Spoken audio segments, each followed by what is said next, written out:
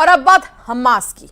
Hamas और Hezbollah के बाद अब हूथी ने भी इजराइल के खिलाफ जंग का ऐलान कर दिया है। हूथी विद्रोही के एक कार्गो जहाज को कब्जे में लेने से इजराइल के प्रधानमंत्री आग बबूला हो गए। नेतन्याहू ने इसे ईरान की ओर से इंटरनेशनल जहाज पर हमला बताया है। दूसरी तरफ हूथी विद्रोहियों ने खुला ऐलान कर दिया है कि इजराइल का कोई भी जहाज लाल सागर से गुजरा तो उस पर हमला किया जाएगा।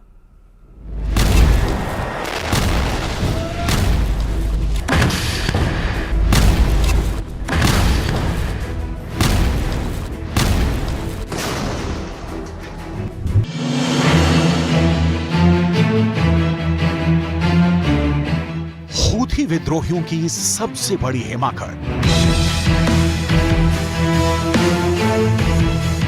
लाल सागर में हूथी विद्रोहियों का आतंक।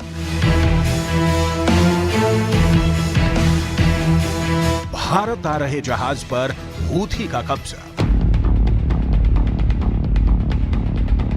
तुर्की से भारत जा रहे एक मालवाहक जहाज को यमन के हूथी विद्रोहियों ने लाल सागर में हाईजैक कर लिया है।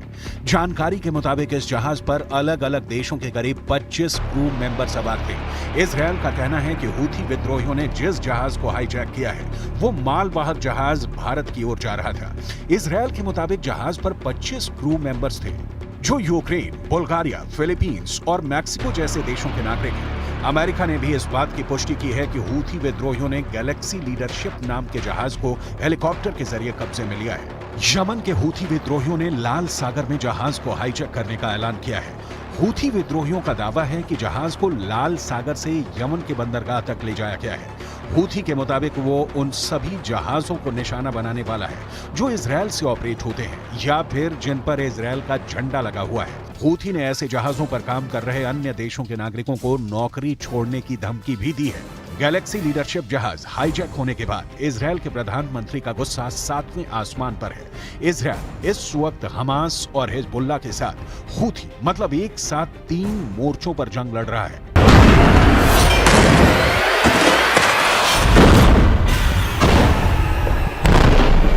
जहाज को कब्जे में लेने से इजरायल के प्रधानमंत्री बेंजामिन नेतन्याहू आग बबूला हो गए हैं। उन्होंने इसे ईरान की ओर से इंटरनेशनल जहाज पर हमला बताया है।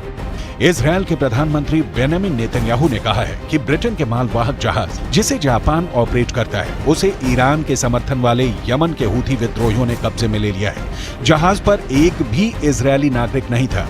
नेतन्याहू ने इसे ईरान का आतंकी कदम बताया है। नेतन्याहू का कहना है कि यह कदम ग्लोबल शिपिंग रूट्स की सुरक्षा को प्रभावित करता है। हालांकि यमन में अंसारुल्लाह मूवमेंट के नेता अब्दुल मलिक अल हूथी ने कुछ दिन पहले ही इजरायल को चेतावनी दी थी कि लाल सागर से गुजरने वाले हर उस जहाज को निशाना बनाया जाएगा जिस पर इजरायल का झंडा लगा होगा, और अब उन्होंने इसकी शुरुआत भी कर दी है।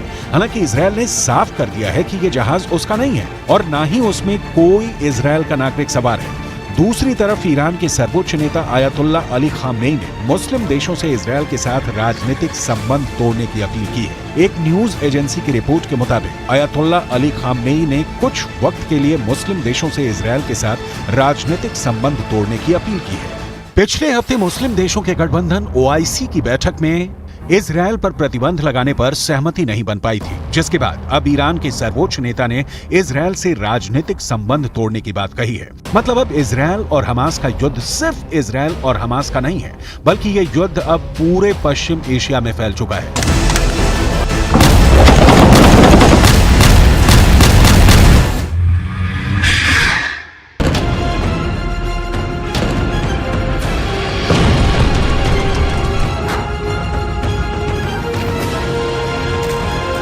इजरायल इस वक्त एक साथ 3 मोर्चों पर जंग लड़ रहा है।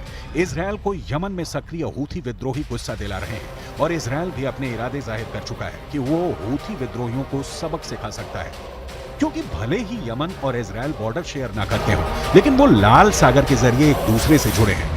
यमन उत्तर में सऊदी अरब और पश्चिम में लाल सागर से घिरा है और अफ्रीका और एशिया को अलग करने वाला लाल सागर अरब सागर में एंट्री का रास्ता खोलता है और हूथी यहीं से इजरायल पर हमले कर रहा है। यहीं पर इजरायल का एक छोटा सा कोना लाल सागर से लगता है, जहां इजरायल का एलट शहर बसा है, जिस पर हमास और इजरायल की जंग शुरू होने के बाद यमन के हूथी लड़ाकों ने कई बार मिसाइलें दागी, जिन्हें कभी इजरायल के एरो 3 मिसाइल डिफेंस सिस्टम ने मार गिराया, तो कभी लाल सागर में तैनात अमेरिका के जंगी जहाजों ने पस्त कर दिया। लेकिन अब एक विदेशी मालवाहक जहाज को हाईजैक करके यमन ने इजरायल के अलावा आधी दुनिया से पंगा ले लिया है।